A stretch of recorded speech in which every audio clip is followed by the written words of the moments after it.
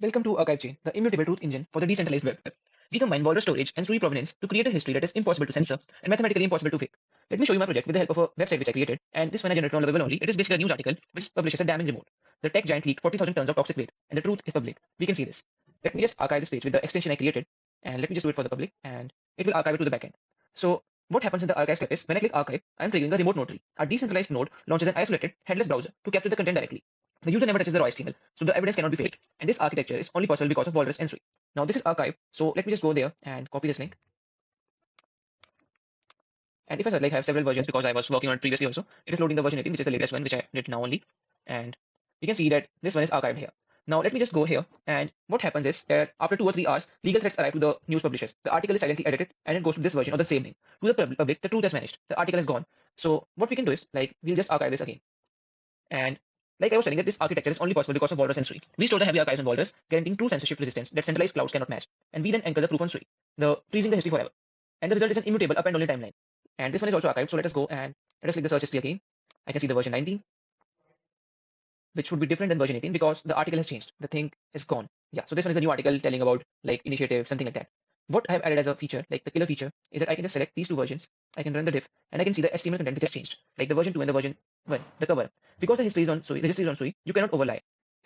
The visual diff engine shows the red, that is the deleted path about the toxic waste, and in green the corporate PR spin that replaced it. And another feature which I've added is AI integration. Our integrated Grok analyst reads the diff and verdicts, high impact censorship. It gives me a report about the original article exposed this and the current article shows this. It gives me impact score, this was the chances that it was censored.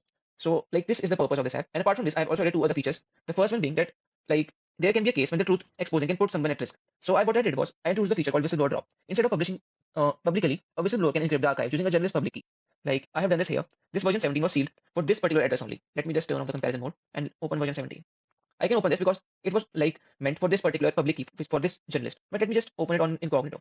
And if I paste this here and open version 17, it won't be able to open because this was not meant for this address. So this was another feature. And the last feature which I added was I can just generate a certificate here. I can download it. I have downloaded already. It will give me a certificate of digital authenticity, which can prove me in the courtroom. So this was my project. Basically, ArchiveChain decouples storage from proof to create a system that cannot be censored. The past is no longer up for debate. It is on-chain. The feature which I explained earlier, that you can seal the archive to a particular address, we can add this in this extension only. Here I can add this address. I have the public key. I can paste this address here. And I can seal and archive this. And this will be archived for this particular recipient only. It cannot be opened in any other tab or any other recipient. So this could be safety for the source, for the whistleblower thing. And it is currently sealing. We have to wait for a few seconds. Then it will be done. It is done. Let me just refresh this. Let's copy this link. And I would see version 20 is locked. We can see the seal logo here. So this was my project. Thank you for listening, and I hope that you liked it. It was great working for the hackathon. Thanks a lot for this opportunity.